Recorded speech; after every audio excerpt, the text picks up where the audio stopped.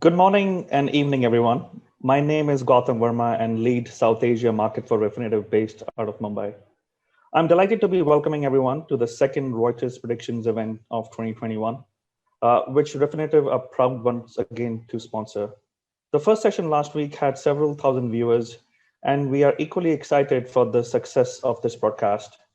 Refinitiv's relationship with Reuters goes back many years through our time as part of Thomson Reuters and beyond.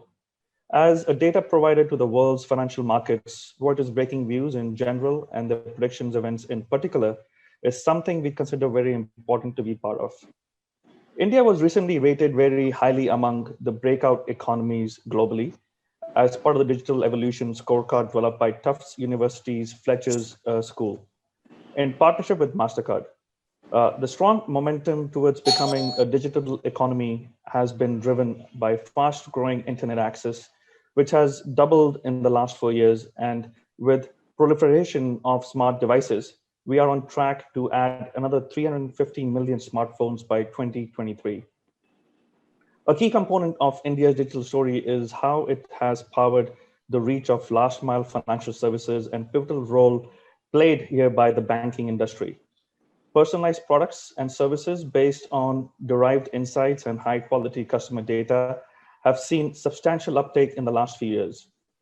Through established banking players have opted for a traditional high touch service model in the past, the COVID-19 pandemic has provided a litmus test for banking experience to evolve into a low touch, high tech model. A key enabler of this swift transformation has been an access to reliable and real-time structured data, which has helped the banking and financial services sector manage liquidity challenges, mitigate credit risks, and cushion the impact of the crisis. On the other hand, neobanks have also recognized and the changes in the customer expectations, prioritize investments in customer experience and enabling technology and build operational resilience into the business models by analyzing available data. Having said so, there are several areas of intervention in refining existing offerings, and as a staggering complexity and pace of regulatory changes, finding smarter ways to address regulatory and compliance issues while balancing business and innovation. COVID-19 has been a mammoth challenge, perhaps the greatest we have encountered this century. But as the market once again gains positive sentiments with the vaccination news, I believe now is the opportunity to envisage what will fuel the growth of the changing face of the banking industry and harness the advantage through the insights shared at this event today. With that in mind, I would like to turn the virtual stage over to Mr. Aditya Puri, until recently Managing Director and CEO of HDFC Bank, and the Reuters Breakingviews India editor, Yuna Galani, for what I'm sure will be an insightful session for all of us. Thank you once again giving me the opportunity to address you today. Over to you, Yuna. Thanks. So hi, everyone. I'm Yuna Galani, Associate Editor with Reuters Breakingviews, based here in Mumbai. I'm joined today by Aditya Puri, the Managing Director, boss of HDFC Bank for 26 years until he stepped down from the position in October. Thanks for joining us, Aditya. Welcome. You've established an extraordinary legacy. You've built this bank up into $110 billion market value. It trades at 4 times book, makes it one of the most richly valued lenders in the entire world. And it's, most importantly, perhaps, that's a reflection of its world-class governance standards. So, you really got quite a legacy and you've done a lot of work. So how are you enjoying your retirement? Well, I'm partly retired, partly working. And so there's some new areas of interest that I found for myself. I had said along the same way as the country, I wanted to look at healthcare, also digitizing financial services more so that they could go into the interiors, and education. I made a beginning in healthcare. So if you know, as you know, that India is the pharmaceutical factory for the world, but the biological space, it's a new player. And biopharmaceuticals are expected to account for 35% of the pharmaceutical industry turnover, which is about $50 billion by 2025. And so I've been researching that, and there is a company called Stellis, which is one of the few players in this place that has established the infrastructure and now wants to build global scale. And I talked to Mr. Arun Kumar, who runs it, and it was almost like HDFC Bank all over again, because he wants to build a world-class organization based on corporate governance, good products, cutting-edge technology, and being a good citizen. So I've invested as well as become the director and maybe chairman a little later. And I'm quite thrilled that we will be able to do that. I'm looking at taking healthcare on an online, offline basis. I'm talking to 2-3 companies, and that should come through. I'm looking to change, help people change to manage in the digital world, because now you have hell of a lot of connectivity. And what that does is it eliminates barriers of geography. It blurs the competition. It shifts power to the consumer. You also have a situation where there's tremendous automation. So the old management models, processes completely need to change. And then you have a tremendous reduction in cost of operating, which reduces the entry barriers. And finally, the younger population has different career aspirations. It has the digital native. And so there's a major transformation required. And for the companies that don't do this, they're in trouble. So I think I work half the day and half the day I enjoy myself. So I'm having a ball. Good for you. I'm glad to hear that. Actually, I'd love to ask you a bit more about the health stuff, but we'll come back to that. I mean, just sort of starting with the big picture, really. I mean, every country around the world at the moment is trying to make the most of a crisis. Do you feel that India has made the most of the crisis that has been brought around by the pandemic? Well, I mean, I sound biased, but I think so. So if when you take the pandemic and you take a population of 1 billion, we probably had the most gigantic problem and a substantial amount of overcrowding. And I think the government should take credit and take a bow that we have reached the stage where we've reached, in that today we have only about 15,000 new infections and on a daily basis, and about 400, 500 casualties, which is among the best in the world. And we're not looking at a second phase. I think the world overreacted, including us. When the pandemic came, they said India is doomed. The GDP will go to hell, the banking system will go down the tube, and there's going to be no recovery, and et cetera, et cetera. And I think God's been kind, God looks after India. God's been kind, and so the doomsday predictions, whether there was the GDP would go down by 20% and the banking system's NPAs would double, and the recovery would take a hell of a long time and we would not be able to control it, I think has proved to be wrong, and the recovery has surprised everyone. Yeah, I think it's certainly on one level, everyday life does seem to have resumed to a sort of significant amount of normality in India, which I don't think many people outside are really as aware of as they could be. But I know that your HDFC Bank also has just reported some incredible results over the weekend. Your successor there has done that. But I mean, if we look at the sort of impact on companies, I think one of the companies that has had the most incredible year has probably been Reliance Industries. It was the biggest corporate story through the pandemic. It's been pulling in billions of dollars of money from Facebook, Google, private equity funds. When you look at this company, what do you think? I mean, what does it tell us about where India is today? How do you think about Reliance? But this is conjecture, so it may not necessarily be right. But I think what the investors have looked at is they're looking at Reliance at the future digitized India, and they're looking at Reliance as a proxy. And so money has just come pouring in. I do believe that people are underestimating the digitization that has happened in India in terms of we have almost 500 million people on the smartphone. We have half of that on the net. We have almost the entire population connected through the bank accounts. We have entertainment. We have a lot of people using it. We have cheap data. And now people during the pandemic have really started to use this and the conversion to technology has been much faster. The other thing people didn't look at is that our India stack, which is the what NPCI and the what I actually call the digital infrastructure for public good, which is the UPI and the identification through the Aadhaar and the eKYC and the movement of funds, I think is among the best globally. And so Reliance is a proxy. But if you look at what the government is saying, if you look at various organizations, Reliance is probably right at the top in terms of the digital proxy.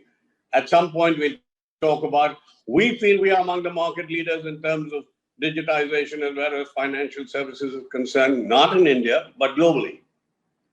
Yeah. So I think it must be appreciated that digitization also allows financial inclusion. It changes geography, it reduces cost. And then when you have a billion people market, sky's the limit. Yeah, and I think you're right. I mean, India definitely has unique digital infrastructure that, as a public good, that many other countries, or large countries around the world, do not have. I mean, with that in mind, do you see Reliance as a sort of future competitor to the bank you built? We know that the Reserve Bank of India, they've got a working group. They've been talking about letting corporate houses get bank licenses. Well, look at it this way. Number one, I believe demand for financial services in India exceeds supply by a multiple for the next 5 to 7 years. Because if you see the credit to GDP ratio, for the country, it's somewhere around the 40s. But for semi-urban and rural India, where 60% of the country lives, it's only 10%. And there are large sections of the population that do not get organized credit. So more the merrier, more competition is not an issue. I remember this question was asked to me when every Manjack and his brother said he was going to disrupt banks and blow them out of the water. And that's when I visited Silicon Valley. And basically what you look at, and so I'll come back to Reliance and the other competitors. It normally takes any competitor who starts a bank at least 7 years before he can be serious competition. But with digital, you can shorten that. So, these guys were saying you're going to be disrupted, you're going to be a dinosaur, the fintechs, and I mean, all the terminology that you have. And I went to Silicon Valley and I said, let's see what these guys are doing. So what they were looking at the payment space, they were looking at funds transfers, they were looking at loans, they were looking at mobile banking, they're probably looking at price comparison and some amount of software related to artificial intelligence. But all of them, none of them was talking about building a bank. They were all talking about the OTT infrastructure, which is over the top, which is an application which would ride on the bank's network, customers, and merchants, and then use the secular shift that came about in telecommunication, computing, social mobility, artificial intelligence, to provide a more frictionless and easier product to the customer. So when I came back, I said, why the hell should they ride on my network? I know banking better than them. I know this better than them. Why don't I ride on my own bloody network?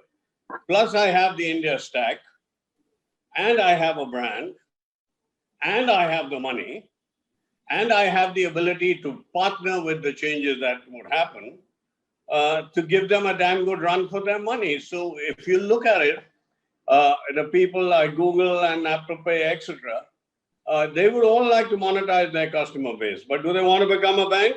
Answer is no. The regulations will kill their model. Do they want to monetize for things other than advertising? Yes. How are they going to do it without crossing into becoming a bank? And that's where regulations become important. So will there be originators? Will they partner with us? We are partnering with all of them. So I don't see banks going away. I do see, as it is when I was talking about connectivity, there will be a blurring of competition when everything is connected and information is moving at such speed. Now you get, it creates marketplaces on the net with the customer at the center. So the power will move to the consumer, and whoever can give them the best offering, very good. So he could be a competitor. I have no issue. Let the corporate banks come. In any case, I'm retired, but I've got a worthy successor. And we positioned for that. And at some point later in the interview, I'll tell you what we've done, which really makes us into a digital bank, and then what we're going to be doing next in terms of using the cloud as well as other services and software as a service. Do you think that, just one point there, do you think that someone like Paytm, which is obviously a hybrid between these over-the-top models like Amazon and Google Pay, which I totally agree with you, we have no idea what their real business case is, but they're being disruptive. Do you think Paytm is like a hybrid model there? And do you think that, do they pose a threat to traditional banks? And I'm very glad when you asked the question. I'm sure you heard of Alibaba. You have. It has some connections with Paytm. Yeah, and I've been saying for the last 5 years, don't take China as a model, because they've transgressed into almost every kind of regulation because it didn't exist at that point of time. So if Paytm is not to follow the Alibaba model, I'd be intrigued to know where their profit's coming from. Yeah, that's a very thoughtful point. I mean, you're completely right that, you know, HDFC has built this incredible digital bank. And, but the thing about you, that's the most curious thing, of course, is that you are well known for not carrying a mobile phone, or really for using very much email at all yourself. What's your, how do you do your banking? So 2 ways. Number one, this is a question that my daughter asked me as well. So I want to tell you that the mobile phone has got nothing to do with technology other than being an access device. It is a very powerful access device, no doubt, but it's a way that you will access technology. So when I looked at technology for the bank, it is reasonably simple. In the new environment, what is our purpose stroke brand? What are we there for? That we are here to provide financial services with trust and integrity. What is the products we're going to give? And what is going to be our corporate governance? What is going to be operations? Operating, we will operate digitally with a substantial reduction in cost and improve decision-making by removing layering. And then for business, just like people are moving into our business, so will I move out. So I now don't look at only a customer, I look at an ecosystem. So say I go into healthcare, which we'll come back to later. I want to be able to create a platform where the doctors, the patients, the pharmacists, the nursing home, the hospitals, the stockists can all deal through me. And we're way ahead in doing this. So between the ecosystem and who has data, you know, everybody says that he has data, but you must understand the quality of data. If somebody buys an air conditioner, what does it tell you? If you don't know very much else.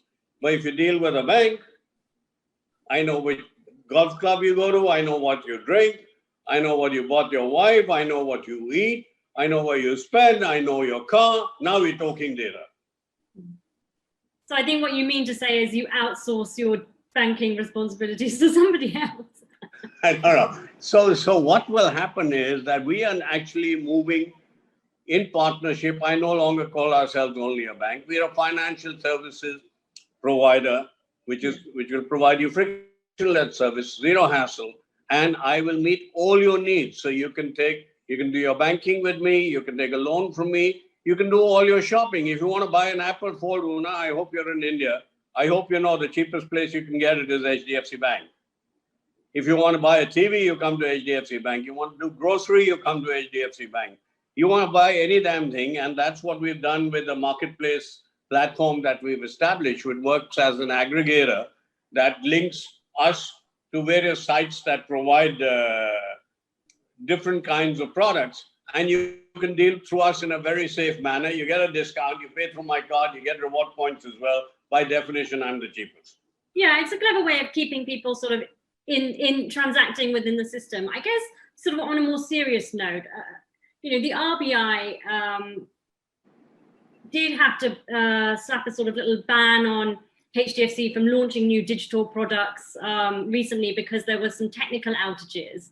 I mean, what's the main lesson for that? Not both for HDFC Bank, but also for the industry. Is it actually a result of growing too fast? No, absolutely not. I think There was no, what was wrong is that the fellow at the data center, when the electricity went off, put the wrong flip. It had nothing to do with our systems. Our systems were working well. We have actually, to reduce latency, actually over-engineered. We have capacity for 3 times the amount. But the RBI said, look, we do want to sit down and have a greater discussion with you, which is fine. But there's absolutely nothing wrong with the system. It's not that we've grown too fast. The infrastructure is there. Our systems are working fine. Yeah. But going forward, when we come to the fact that as you move digital, scale is going to be very high. And over the next 2-3 years, most people will have to move to a cloud-based infrastructure because the volumes will outstrip what your physical data centers can manage. Mm-hmm. And so we have actually, at a cost to the bank, put in 3 times the capacity that we have today across all our components. So the base system, the middleware, and the API layer on top of that, coupled with the ability to take the security measures and various access and an omni-channel process, is 3 times current volumes. Will there be some failures? Of course. So did Google. So did Amazon. You didn't hear about what happened to Google or Amazon on a flip?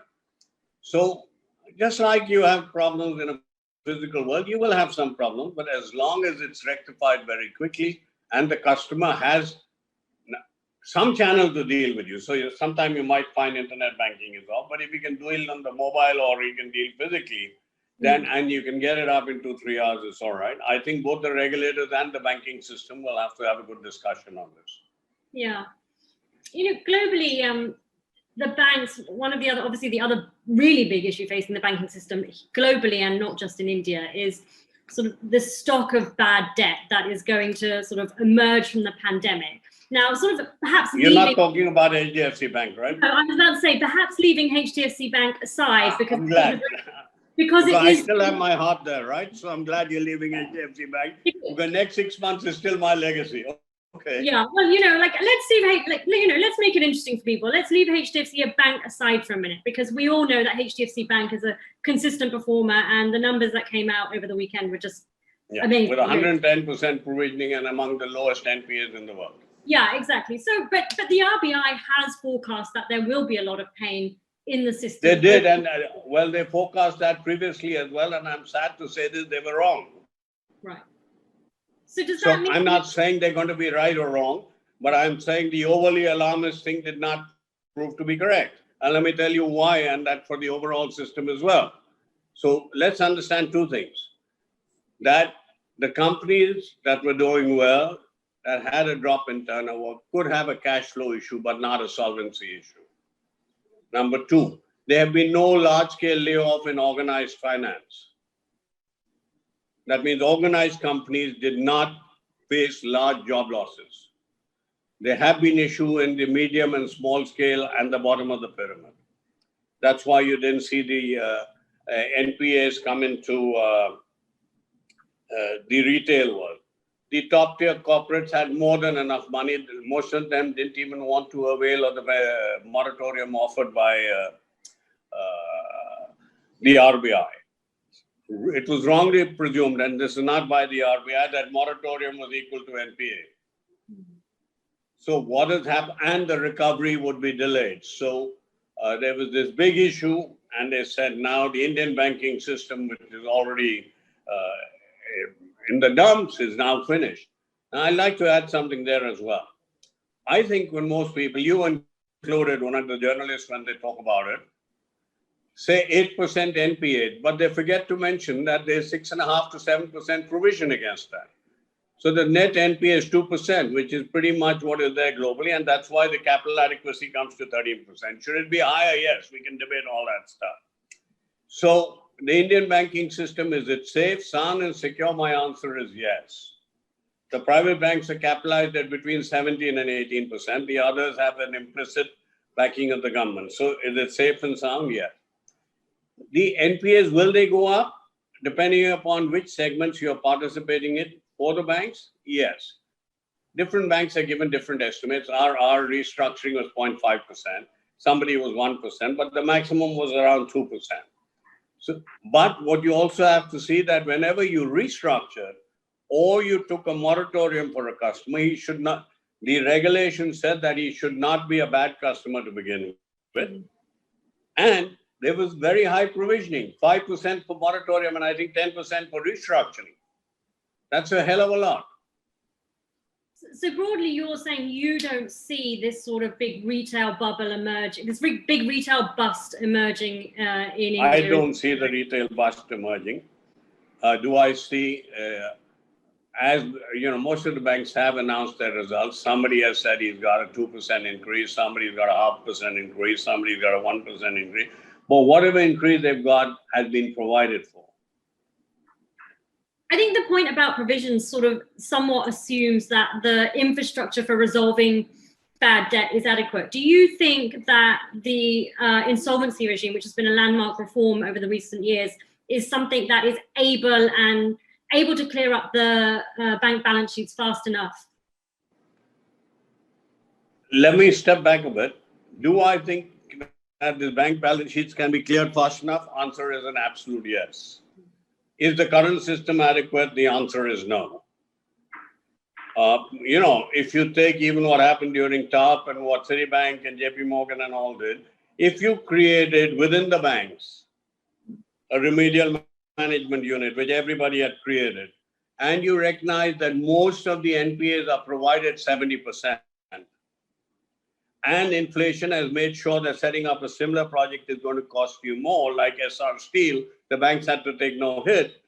Actually, if they sorted the thing, it would be like JP Morgan who declared great results. We would actually be writing back. Most of the banking system should be writing back. So I think the government is appraised of this. You will see by budget or thereabout a clear plans for this. Is it solvable? Absolutely. But we need changes and we need much more focus. Do we need a bad bank? No. No. See, bad bank gets you into all kinds of problems. At what valuation do you transfer? Who does the funding? Where do you get the people? But this is my view. There are people who say they need a bad bank. It's a democratic country. I guess the government will decide what they want to do. And I'm over 70, so now I don't need to bother about what I have to say. I don't want anything from anybody. I mean, I know you say that banking in India is an easy business because demand for products. No, I say globally. I worked in 17 countries, Ona. Well, specifically in India, because there's so much demand and so little supply. Yes. But if you say that banking is such an easy activity, why do we in India see so many bank failures and so many problem banks? You want an honest answer? I don't have a bloody clue. If you gave me a bonus, I couldn't do what some of these guys do. To actually say you go out and do this, and you gave me a bonus for that, I wouldn't know how to do it. I stick to my point with reasonable. See, today with technology, you have credit appraisal systems, you have quantitative valuation, you have artificial intelligence taking into account qualitative this thing. So once you do that, the probability of default given a particular set of financials is given. And then you can settle with the customer and demand is there. So when you saw the crisis that emerged overseas, it was because supply exceeded demand and then you started to get into these basis risk derivatives and you started to put donkeys together and said, now it's a horse, that's the subprime crisis. There's never been a necessity for that. So we don't have a high market risk. There's enough demand. You have the tools available. I do feel there's been an improvement over the last 2 to 3 years. A large portion of this NPA is a legacy issue. But do we need still a lot more improvement in terms of independence of management of the public sector, banks, etc., etc.? I think that's a debate you're well aware of that's going on continuously. Yeah, I mean, some people have said that, it's a sort of, the bad debt cleanup in India is a job half done. So it sounds like you agree with that to some extent. Yeah, I agree. And I say it can be finished very quickly with an accretion to the bank's capital. Do you think that a lot of people say that privatization is the answer to all the state bank ills, but we don't see much sign of it. If anything, actually, we've got this catchphrase that's become common, privatization by stealth. I mean, is that sort of, how long do you think it will be before the assets of the private banks overtake those of the public banks? And is privatization by stealth like any substitute for the real thing? See, private banks are still a dominant force. I remember when I came back to India, their market share was some 70% or something like that, and 90%. So it's taken 26 years for it to come to 70%. Another 20, but now change is much faster. I think in another 10 years, if they don't do anything, they'll be down to 50%. But my understanding from the discussions in Delhi is I think they plan to do a lot. So they do plan to make sure that the top 5 banks have all the systems, all the procedures, and all the money, and the fellows below are either privatized or merged. Wow. So, okay. So privatization But I can tell you, I'm not into with the government contracts. This is what I'm hearing secondhand. Okay, well, I think your sources are probably better than mine. So, I mean, let's talk about the sort of other end of the banking spectrum. A lot of people who do any kind of business in India say talk about 3 Indias. The sort of the rich, the middle, and the bottom. Like when you think about financial inclusion in India, there are a lot of people who are poor, unbanked. They're new to credit. How, I know that HDFC has championed some large schemes. I think you had this thing called the Sustainable Livelihoods Initiative and things like that. But how much more needs to be done in terms of driving financial inclusion in India? I think a lot more. I think the 2 questions you have there, Ona. When we said sustainable livelihood, what we really focused on was there was a large section of the population that was uneducated but skilled. We're talking about the weaver, we're talking about the woodcarver, we're talking about the guy who inlays into marble, we're talking about the guy who rears sheep. Now, these guys have a skill. So we said, can we get this skill together, give them the finance and make them sustainable? Now, we've done about 13 million families. We have 30 public sector banks. 13 into 30 is half your more than half your poverty if you get financial inclusion is sorted out. I know the Prime Minister has been pushing for this. So something will happen there. Second is as we get more information in a digitized world with what subsidy he's getting, for how long is he entitled, it allows you to access credit. The third, as he's moving into the banking system from the unregulated, he's building up banking history. So I think a lot more needs to be done. I think in the world itself, in the changed world, not just post-COVID, if you look at it frankly, democracy has failed to produce any equitable society. I think that everybody has recognized. So globalization and democracy need some changes. That's partly because the second stage, you cannot be only shareholder concentrated. You got to be stakeholder concentrated. It's your goddamn duty to give back so that we don't have so many disparities. And people are moving to that. I was reading a report that if you don't wake up on climate change, your most ambitious targets that you have today are not sufficient. So global warming has come from 1.5% over the last 10 years. It'll go to 5%. And that brings, we were all wondering why so many more floods, why so many more fires, why so much more hurricane, and then you have the health issues, and you have all kinds of, and the bottom of the pyramid suffers. So people will have to move to the environmental side of it. And with digitization, I think you can do a lot more financial inclusion. One of the big problems that we have at the moment is that many banks in India are flush with cash, totally loaded up with cash, and yet credit growth is really not there. Again, not talking about HDFC Bank, but even HDFC Bank has sort of slowed down its credit extension to retail borrowers, and all lenders are preferring to just stick with the highest rated credits. What do you think would really get banks lending again? Why do you think they are holding back? No, I don't think they're holding back. In fact, I was at an official conference where I said, and they were saying that banks don't want to take credit risk. No, banks are not paid to take unnecessary risks. They are paid to take risks where they get their money back. But if you notice with the government guarantee, the SME got it. And if there is no GDP growth, how are you going to get credit growth? Next year, I can assure you the credit growth will be between 15 and 17%. That's quite cool. System Yes. one. Very simple. GDP will grow at 5%, inflation at 5%, and balance will be the new geographies, what digital will get you. So 10% is a given just based on nominal GDP. And credit growth traditionally has exceeded nominal GDP by 5%. And HDFC Bank should grow 20%. I have nothing to do with it. So this is no prediction. This is no nothing. We grow more than the market. That I can tell you that the banking system growth next year, 15%. Well, unfortunately, we have called this session predictions, but we'll accept that caveat that you've just given us.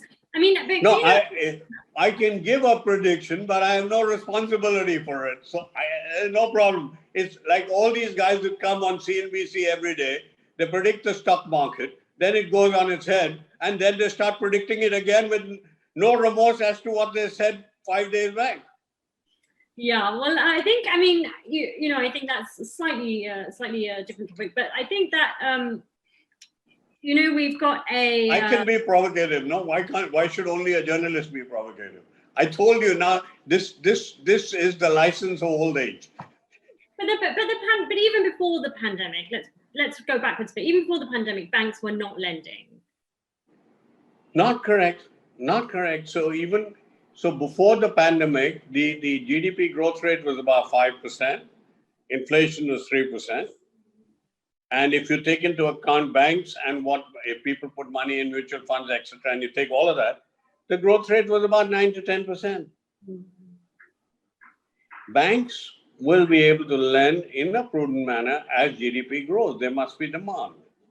Right. At this point of time, we actually comparing apples and oranges. So when somebody talks to me that how much is the GDP going to be lower, I think that's irrelevant. 4 months of the year, if you're not working, you're comparing up apples and oranges. The correct thing to do is to see, have we reached the run rate pre-COVID? Well, I think not everything in the economy, but a surprising number of indicators in the economy have reached that sort of So that's good. So my country is good. Actually, let's step back and, think about how the relationship between borrowers and creditors has changed. I mean, you've had a very long view on this, but it seems like it's been a huge reset in the last 5 years. I mean, how substantial do you think that reset in the relationship between lenders and creditors has been? And what do you think that means going forward? See, two things are happening. As far as the retail borrower is concerned, everybody started to become worried about his credit history. And the discerning where you're going to make profit is going to go where he has the least friction and the most convenient offering. And that trend will only accelerate. The top tier corporates have been moving slowly, a bit too slowly to the bond market. So that relationship is good. As they finalize and tweak with the solution of the bad bank, and borrowers know that if they don't perform, they go into liquidation like Chapter 11 in the US, I think enlightened self-interest is a very good motivator. So do you think that is how fundamental a reset is that in your mind? I think that's a phenomenal change. I do believe it will help both the borrower and the lender, but it also makes sure that everybody will have to change to the new environment. Both in terms of processing, in terms of the products you offer, in terms of your speed of delivery, in terms of the convenience, and what will happen to the lower transaction costs. Hopefully, most banks should use that as a cushion to compete with the other competitors that will come in. Okay, one more question on banking then from me. This bridges digital and banking. What do you think is the future of the bank branch in India? Because all over the world, a lot of banks are discussing how, we don't need branches anymore, we can get rid of them. I think HDFC has something like 5,000 plus branches, ATMs. I mean, where are we going? What's the direction in India? Direction is a bit of both. So one, the branch, the fundamental topography of the branch will change. It will no longer be the last colonial outpost offering everything and operations as well. So we have branches that are two-man branches, because what you really need is branches will have the role of sales and service. So whether you take insurance, whether you take some of the more complicated products, people like to come and talk. Second is the elderly like to pass their time. Thirdly, it has a direct correlation with the amount of cash in the system. Today, cash accounts for a very large portion of Indian transactions. So will the number of branches change? I think so. The new branches that you require, there will be a hub and spoke. Will branches disappear? The answer is no. In some of the more upward areas, when I was walking past Manhattan as well as Oxford Street, I saw more banks than anything else on the street. You walk down Manhattan and you'll see every third shop or fourth shop is a bank. So in the outskirts, you will use technology, hub and spoke, and the people will be able to access through the mobile, which has a lot of power to it. You'll have to have your offering, you will have to have an offering, and the merchants will also be linked. So the more the connectivity comes, the cash usage will go down and the branch requirement will go down. But branch is sales and service. So I think Boston Consulting did a study and they said as acquisition, let me ask you, if you are based in a farmhouse in 40 kilometers from here, would you ask somebody who came marketing, where is your nearest branch? Well, I think you're the one that's based in a farmhouse 40 kilometers from here. But... That's true. No, but I'm saying, say you were based there and that was your permanent locale. Would you ask, where is your nearest branch? Probably not. Probably I would. I don't know. Yeah. So in case you have a problem, you say, I need to talk to someone. Yeah. Because otherwise today, I can offer you everything on the phone. You don't need to come. And there are lots of our customers who don't come to the bank. My daughter doesn't go to the bank. They shop on Amazon, they pay, they order on Swiggy, they use their credit cards. And the worst thing of all is they're bloody sitting in the same room and texting each other. So the world's going to change. Okay. Just a last question really for me before we sort of take a couple of the audience questions. You gave up 26 or 27 years ago, you gave up a very high paying expatriate job in Malaysia with Citibank. You've worked at the bank for many years. And you came back to India because you saw an opportunity to build a world-class bank. And you were completely correct, and that opportunity played out. So I think everybody really wants to know, if you have to sort of put your finger on what is the next opportunity in India, what is it? What is narrowly defined? Oh, no, they're phenomenal opportunities. If you look at the first, let me tell you what are the opportunities. First, when you look at 60% of India, it lives in semi-urban and rural India. Mm-hmm. Even if you take 25% of that segment, and that is going to become affluent because infrastructure has moved there, because they're going into food processing, because there's localized manufacture, that creates a middle class equivalent to your middle class today. So that's the same opportunity that was there when I came 25 years. Plus, you have the ability through digitization and the extensive use of data to substantially increase your market share in the urban population. That's a major opportunity, number one. Number two, as you move forward, there are a number of industries that have lots of our car population, our motorcycle population, our consumption of FMCG, cement, steel, and all the companies that are coming out are showing that now. So there's a lot of opportunity. And then what are you going to do with digital? The opportunities in terms of employment, whether you're in marketing, whether you're in campaign management, whether you're in sales and service, whether how you use software as a service, whether you're making any kind of application to make people's life easier, is much easier. Then distance learning, then healthcare. So I think there's tremendous opportunity now. That's why I'm not going to really retire fully for the next 10 years. Okay. One of the questions that's come in from the audience is, with the stratospheric rise of Bitcoin, how will India's stance towards it and other cryptocurrencies change? I am not a favorite for Bitcoin. Bitcoin's got a long way to go. I go with what Raghuram Rajan said. It's waiting to bust. But if it doesn't bust, then it will be subject to a lot of regulations. Its demand is coming from areas which are not within regulations, and you can describe them on you walking a thin line. So before Bitcoin really becomes a force, is when the regulators accept it globally. And it is without being subjected to regulations, which it is today on a very peripheral basis, it can't grow big.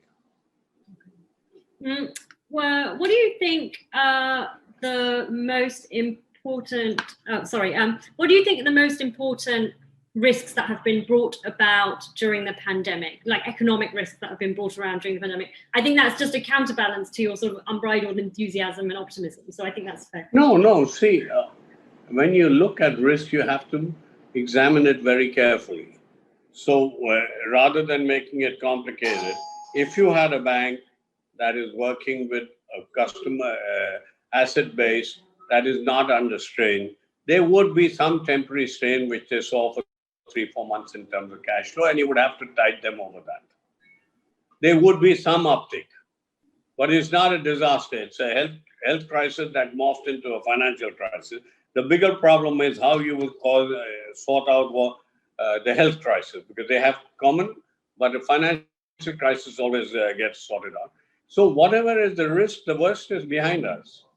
Okay, so maybe I think another way to ask that question is in broader terms, maybe away from the banks. It's like, what are the sort of, when you stand back and look at the economy, apart from all the things that you see are great and the opportunities, where do you see, what concerns you? What concerns me is the unorganized sector. What concerns me is the bottom of the pyramid. What concerns me is the supply chain, which concerns me that we could be doing much better. And I think the companies that are moving very, very fast, and you look at the top tier companies, and this is globally, they've figured out the transformation, and the issue will be that a lot of small business will move to the larger businesses because of the saliency of delivery. So it's the bottom of the pyramid, it's the small scale guys, it's the organized workforce, it is making sure the infrastructure comes through, and let's hope to God we don't get a second wave. Okay, so maybe like I think like many of us, you're sort of concerned about inequality not becoming too much of an issue here. Inequality, I think the COVID has brought that out in spades. It's not only, I referred to this earlier in the interview, it's not only the inequality, it's the blatant ignoring of what climate change will do to you and your children. It's an understanding that we need much better healthcare in most countries, including the US, and we have the capability. It's an understanding that you have to look at how you will manage disasters like that, a backup plan, a disaster recovery, and technology can help you on that. Okay. Mr. Puri, thank you so much for joining us today. I really appreciate your time, and let you go back to enjoying your time in the farmhouse and thinking about the future and what comes next. Yeah, I'm working very hard on my pharmaceutical venture, because I got to take it to NASDAQ in 3 years. That's Stellis. You want to list your pharmaceutical company in New York, do you? To the NASDAQ in 3 to 4 years, because it's got the demand. Same thing like HDFC Bank. It's got the demand. It's got the manufacturing. All we need to do is make sure we get the operational efficiency, scale, corporate governance, and the right market, and you should be seeing us there. What exactly does Stellis do?